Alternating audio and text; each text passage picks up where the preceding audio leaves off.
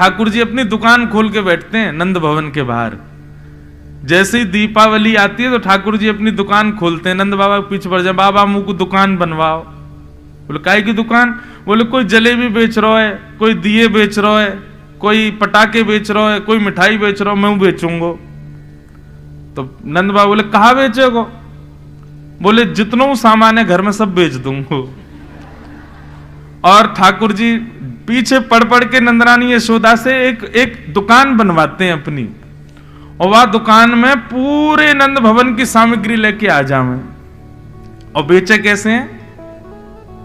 पैसा ना लें, वाक्य बदले स्नेह मांगे। जितने ब्रजवासी सामने से जामे सबन को रोक रोक कर ठाकुर जी सब बांट दें, और बदले में कोई धन ना लें, केवल फ्री में मुफ्त की दुकान लगा में ठाकुर जी, वही को हटरी कहें। इतनी प्यारी लीला होती है ठाकुर जी की, मुफ्त की दुकान। और वहां भीड़ लगे महाराज, पूरे गोकुल के लोग सब आ जाएं, सब मांगवे के काजे, ठाकुर जी सब लुटा दें, और नंद बाबा यशोदा भी लाला को खूब संग दें, सब सामग्री लुटा दें महाराज। तो दीपावली को सब लोग इंतजार करें कि भैया लाला की दुकान पर चलेंगे, क्यों लाला सब मुफ्त में देखो। एक बार कावे हो वहां और भी दुकानें लगती, सारे दुकानदार सब आए नंद बाबा के पास, बोले बाबा तुम हमारी जो है का रोजी रोटी पे जो है का ऐसे आप लोग आक्रमण कर दे हो। नंद बाबा बोले कहा भयो? बोले लाला जो है का फ्री की मुफ्त की दुकान लगा ले, और सब लोग यहीं ते ले लेके जामे, हम लोगों तो कोई कुछ खरीदे ही ना, हमारे घर ही ना चले। नंद बाबा ने इस बार दीपावली पर लाल जी से मना कर दिया, बोले लाला अब के दुकान ना लगेगी। ठाकुर जी बोले क्यों ना लगेगी? बोले वो दुकानदार सब कह रहे कि उनकी दुकान में कुछ बिके ही ना है, सब तोते ही लेके जामे, क्योंकि तुम मुफ्त में बांट दे।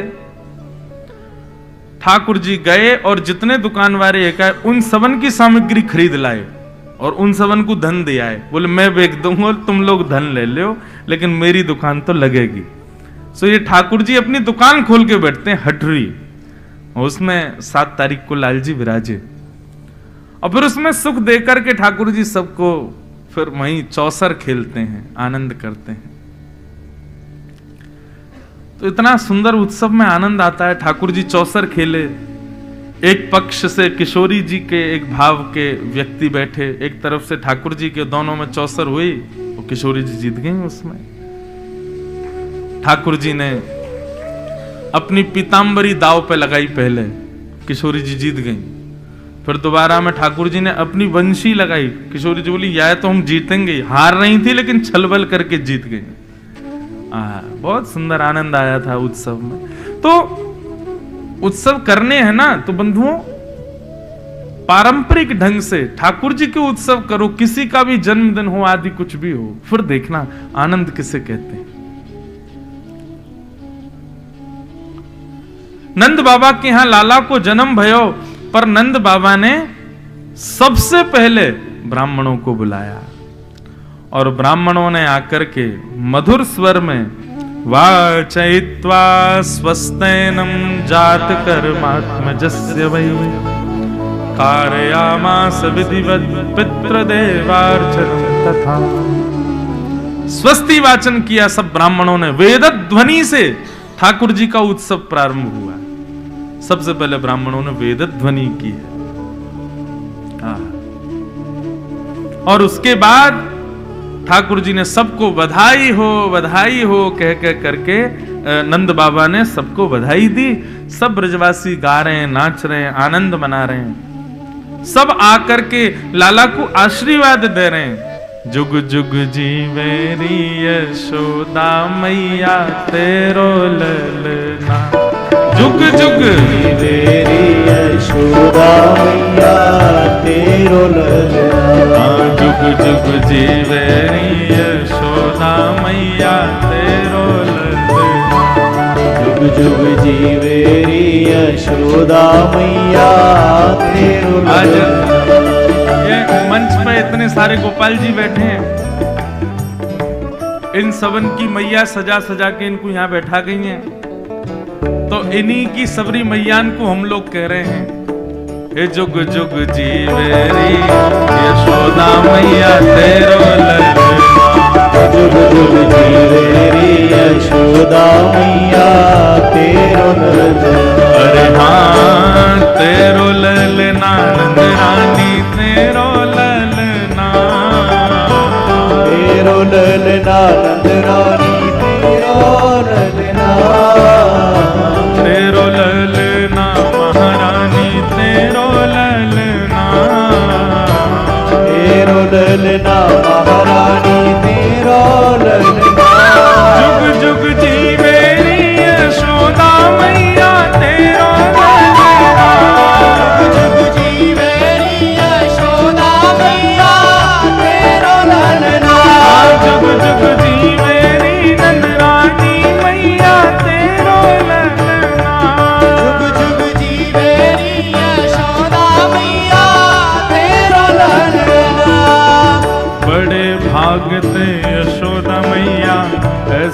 सुत तिन जायो।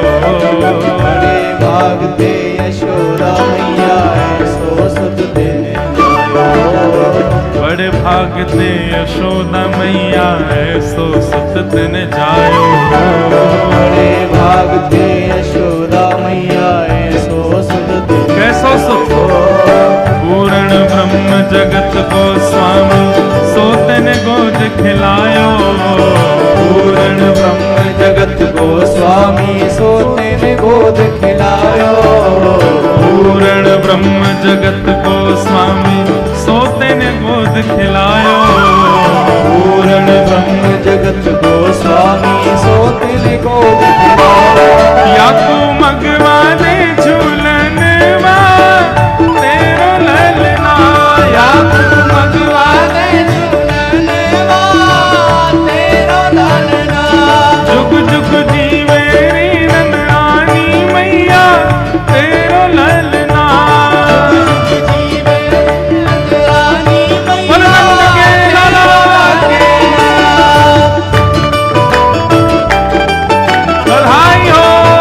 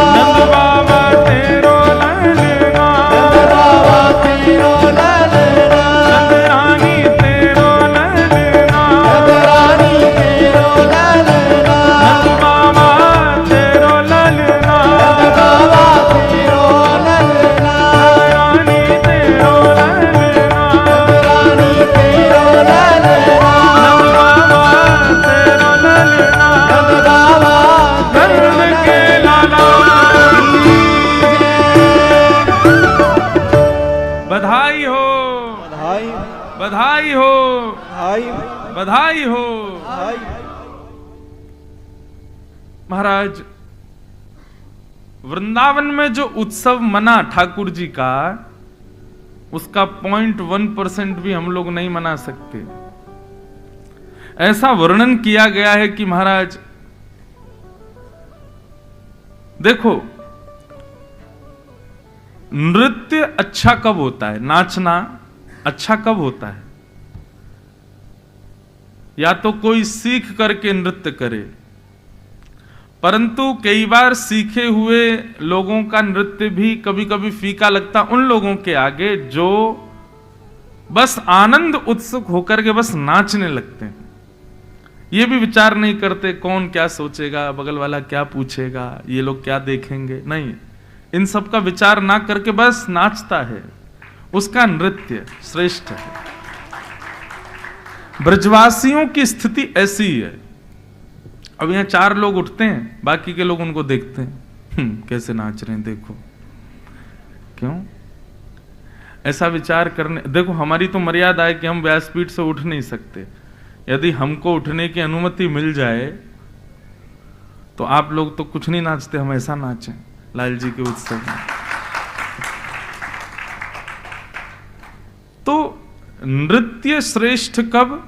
जब हम अभिमान शून्य हो जाएं, कौन क्या विचार करेगा। और समस्त ब्रजवासियों की स्थिति ऐसी हो गई।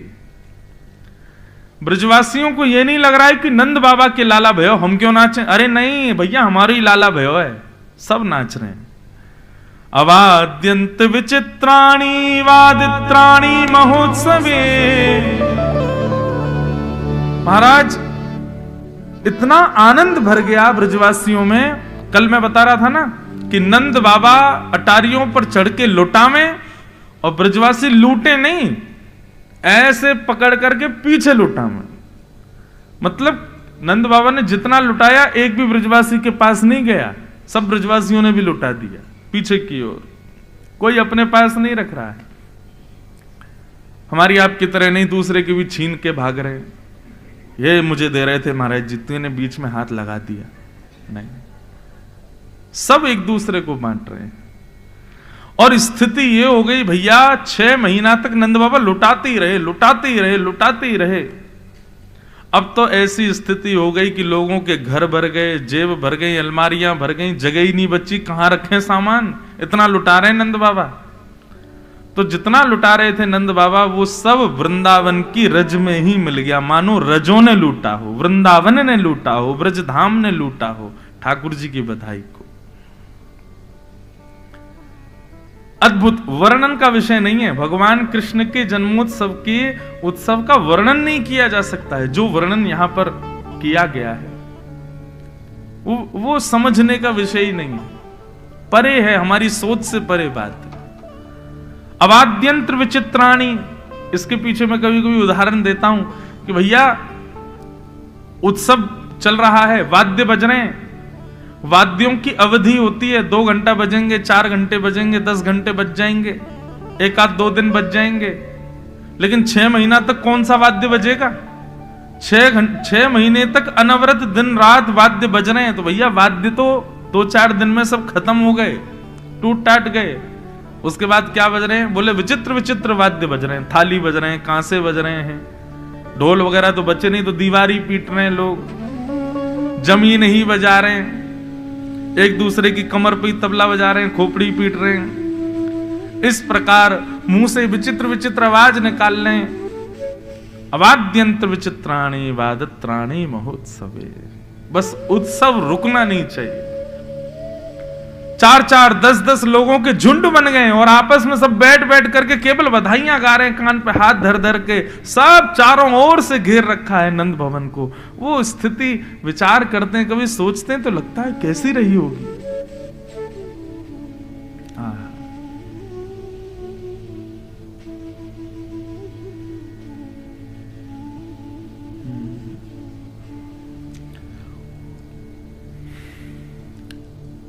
भगवान का मंगलमय जन्मोत्सव मन रहा था,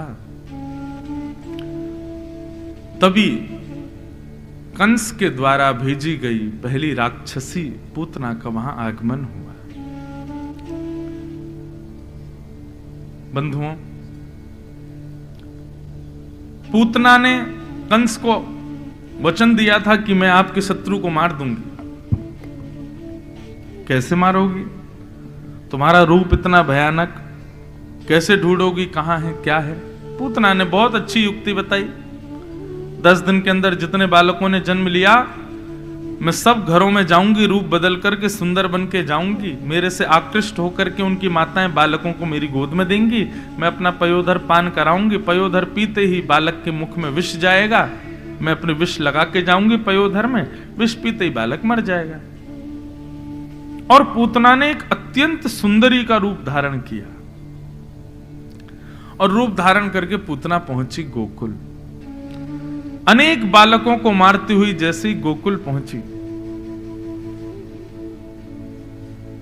पूतना को लग गया कि जरूर महाराज कंस के शत्रु का जन्म यहीं हुआ है। और जैसे ही प्रवेश किया गोकुल में, उसकी मधुर चाल, सब बनावटी थी। चाल भी बनावटी, रूप भी बनावटी, मुस्कान भी बनावटी, सब कुछ उसका बनावटी था, बस दूसरों को आकर्षित करने के लिए। क्यों? क्योंकि पूतना जानती है कि मानव स्वभाव है, वो अनजान व्यक्ति पर भी विश्वास कर लेता है यदि उसके वस्त्र सुंदर हो और रूप सुंदर हो। ये हमारा स्वभाव है कि नहीं? कोई अनजान व्यक्ति हो लेकिन उसके वस्त्र ज्यादा बढ़िया ना हो, रूप भी इतना सुंदर ना हो, हमारा विश्वास नहीं होगा। लेकिन अनजान व्यक्ति है, वस्त्र अच्छे पहने, रूप अच्छा है, तो हमारा उस पर विश्वास अपने आप हो जाता है। बुरा नहीं मानिएगा, पर बंबई अधिकतर पूतना की नगरी है। आप सब नहीं, पर यहां पर सब बनावटी रहते हैं, सबको लुभाने वाले, सबको अपनी ओर आकृष्ट करने वाले, आकर्षण करने वाले।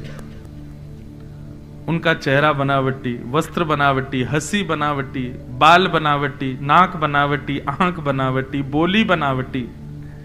आप लोगों की नहीं कह रहा, मैं उन लोगों की बात कर रहा हूं जो सबको और कौन आकर्षित करते हैं ये सब जानते हैं। कौन आकृष्ट करता है सबको, सबको पता है।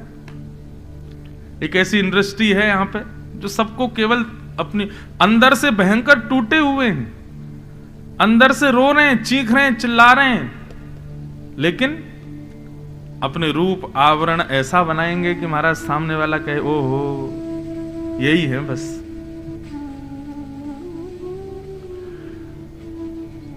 तो सब बनावटी था पूतना का, कुछ भी वास्तविक नहीं था। कई बार वास्तविक रूप में आ भी जाते हैं तो लोग उनको पहचान ही नहीं पाते, ये वही है। ओहो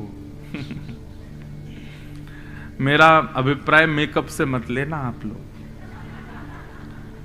सौंदर्य जो बाह्य लगाते हैं उससे नहीं। हम अपने विषय पे ही चलें। तो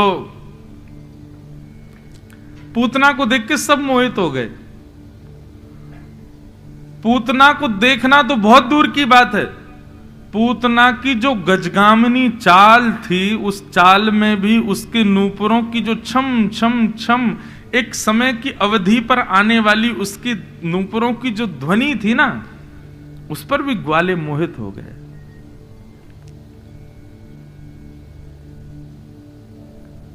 छम छम छम पायल की झनकार सुन रहे हैं, ग्वाल वाल सब गा रहे हैं, नंद घनानंद भयो जय कन्हैया लाल की। जैसी छम छम आवाज सुनी तो पीछे मुड़ करके ऐसे देखा, ऐसे देख करके जैसे सामने देखते तो स्तब्ध हो जाते और पीछे देखे पर उसी को ही देखते। नूपुरों की ध्वनि देखो, गजगामिनी चाल देखो, इसकी मनोहर नेत्र देखो, नाक देखो, मुस्कान देखो, सब मोहित हो गए पूतना के ऊपर। कितनी सुंदर। आप कहेंगे कि पुरुष मोहित हुए होंगे ना, गोपियां भी मोहित हो गई। कुछ गोपियों के पास जाकर के पूतना ने केवल इतना कहा, अरे सुनो ये नंद भवन कहां है? तो पहले तो स्वर सुन के गोपियों के आंख बंद हुए, बोले आहा इतने मधुर स्वर, कौन है भैया? पीछे मुड़ करके देखा तो रूप देख करके तो मुंह खुले रह गए, आंखें खुली रह गई, इतनी सुंदर। भैया हमने तो ब्रज में कभी इतनी सुंदर कोई देखी नहीं, कौन है ये? नंद भवन कहां है? बोले ये 2 यमलार्जुन के जो वृक्ष जिस आंगन में है वो ये नंद भवन, जाओ। 2-4 ग्वाले तो दौड़े दौड़े मैया के पास गए, बोले मैया तू बहुत पीछे पड़ी रहे, मेरा ब्याह कर ले, मैं तैयार हूं ब्याह करवे को। कौन ते करेगा? देख वो जा रही का बात करा दे, कितनी सुंदर है मैया, यही ते करा दे हमारा ब्याह। कहने का अभिप्राय पूतना ने सबको अपनी ओर आकर्षित कर लिया अपने रूप से, अपने भाव से, अपनी बोली से, जो कि सब बनावटी था। पूतना ने जैसे ही नंद भवन में प्रवेश किया, यशोदा मैया भी मोहित हो गई पूतना के ऊपर, इतनी सुंदर। अरे विधाता, मेरो लाला या तो कछु साल पहले ही जन्म ले ले तो, या ये कछु साल बाद जन्म लेती तो यही तो ब्याह कराती अपने लाला को, इतनी सुंदर बहू।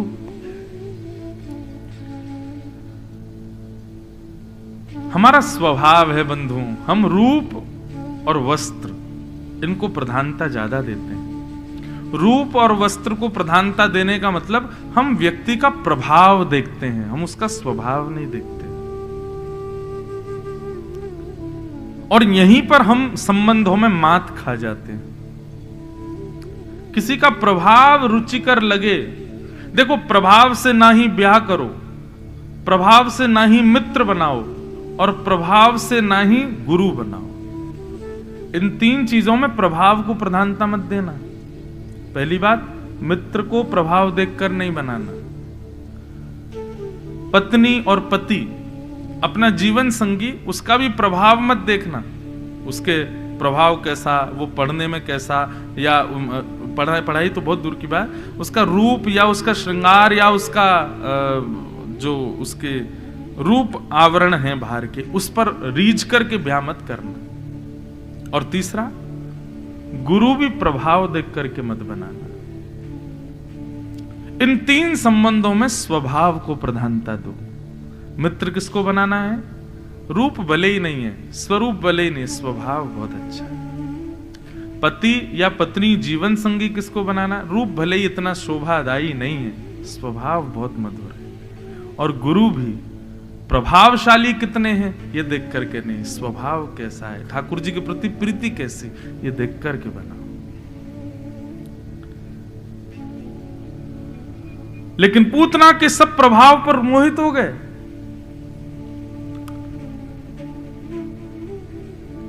आहा, इतने में ही कुछ सखियां आई, आकर के नंदरानी को बोली कि चलो बाहर कुछ करना है, कोई पूजा करानी है लाला के लिए। तो यशोदा मैया बोली अब कैसे जाऊं, लाला तो अभी सोयो है। पूतना बोली मुझे दे जाओ। और मैया को इतना विश्वास कि यशोदा मैया ने लाला को दे दिया और चली गई। अब देखो, अब हुआ क्या, जिसके रूप पर, जिसकी चाल पर, जिसकी बोली पर, जिसके एक एक अंग पर सब मोहित हो गए, ठाकुर जी ने उसकी गोद में जाके आंखें बंद कर ली। आंख तो बंद करी ऊपर से हाथ और रख लिए यूं। 6 दिन के ठाकुर जी। क्या फायदा ऐसे प्रभाव का जिससे संसार रीझ गया लेकिन ठाकुर जी नहीं रीझे। मीराबाई को कोई फिक्र नहीं थी कि मुझसे कोई रीझे ना रीझे, मेरे श्याम सुंदर मुझसे रीझे बस। सूरदास को कोई चिंता नहीं थी कि कोई मुझे अंधा कहे, कोई मुझे नेत्रहीन कहे, कोई कुछ कहे, मेरे श्याम सुंदर मुझसे रीझे बस। तुकाराम जी, नामदेव जी, इनको किसी को चिंता नहीं थी कि संसार हमसे रीझे। नामदेव जी के विषय में तो कथा आती है कि श्री नामदेव जी का नाम ही इसीलिए नामदेव था क्योंकि वो नाम को ही सर्वधन मानते थे। एक बार नगर में कोई बहुत बड़ा दानी आया, दान करता था। किसी ने जाके कहा, बोले कि तुम नामदेव जी को दान करके दिखाओ। नामदेव जी को बुलाया तो नामदेव जी बोले, भैया देखो, ना तो हम संत हैं ना हम ब्राह्मण हैं, हमको क्या दान दोगे। दानी व्यक्ति उसने कहा, नहीं नहीं, देना तो आपको ही, आप आओ। नामदेव जी पहुंच गए। नामदेव जी बोले, शर्त हमारी ये रहेगी, जो हम मांगेंगे वो देना पड़ेगा। बोले, आप मांगो, क्या चाहिए। नामदेव जी ने एक तुलसी पत्र पर रा लिखा, केवल रा, और उस तुलसी पत्र को तराजू के एक पल्ले में रखा। बोले, इसके समान भार भर करके सोना चांदी जो तुम देना चाहो दे दो। पूरा राम नाम भी पूरा नहीं लिखा, रा लिखा केवल। दानी हंसने लगा, बोले आपको शर्म नहीं आ रही होगी मांगने में, मुझे देने में आ रही है। नहीं नहीं, पड़ला भारी हो जाएगा आपका, मैं लेके चला जाऊंगा। तो बेचारे ने मन में विचार किया कि अब रा अक्षर लिखा है तुलसी पत्र के ऊपर, तो 1 तोला 2-4 तोला सोना उसमें दूसरे पड़ले में रख दिया, परंतु भारी नहीं हुआ। थोड़ा और सामग्री मंगा करके रख दी, लेकिन भारी नहीं हुआ। थोड़े और आभूषण मंगा करके रख दिए, नहीं भारी हुआ। अब तो महाराज लगे भरने सब लोग पड़ले को, लेकिन रा नाम युक्त तुलसी पत्र से जो पड़ला झुका हुआ था वो उठे ही नहीं। इतनी संपत्ति महाराज भर दी, राजा ने अपनी पूरी संपत्ति लगा दी, लेकिन उस रा अक्षर के समान संपत्ति नहीं हो पाई। अंत में ब्राह्मणों ने आकर के कहा, बोले राजन तुम समझ नहीं रहे हो, ये इनका भजन है एक पड़ले में, तुम एक काम करो, तुम बहुत भजनानंदी हो, तुमने असंख्य दान किया है, तुमसे बड़ा दानवीर पूरे सृष्टि में कोई नहीं है। आज तक तुमने जितने पुण्य किए हैं उन पुण्यों का बल हाथ में लेकर के जल वो छोड़ो, तब ये ऊपर उठेगा। राजा ने किया। महाराज अपने सारे समस्त जीवन के पुण्य का बल हाथ में लेकर के संकल्पित करके पड़ले पर छोड़ा, तब भी वो रा शब्द ऊपर नहीं हुआ। अंत तो गत्वा नामदेव जी के चरणों में गिर गया। बोले कैसे होगा ये? बोले राजन, भगवान नाम महिमा है ये। ठाकुर जी के नाम को तुम पूरी सृष्टि भी रख दोगे तो भी ये ऊपर नहीं हो पाएगा। मैं तुमको यही बताना चाहता हूं, मुझे दान की आवश्यकता नहीं। क्यों? क्योंकि ये राम नाम मेरे पास है। मेरे पास में वो नाम विद्यमान है जिसके आगे तुम्हारा पूरा वैभव फीका पड़ जाएगा, उसकी तुलना नहीं कर पाएगा। तो मेरे पास तो ये है। अब तुमको भी यही कहना चाहता हूं, ये ज्यादा अपने धन प्रलोभ में मत रहो, सबको दान देते मत रहो। देना है तो सबको राम के नाम का दान करो, सबको कृष्ण नाम दान करो। तो ये भक्तजन, इनको फर्क नहीं पड़ता कि संसार में हमसे कोई रीझे नहीं रीझे, हमारे श्याम सुंदर रीझे।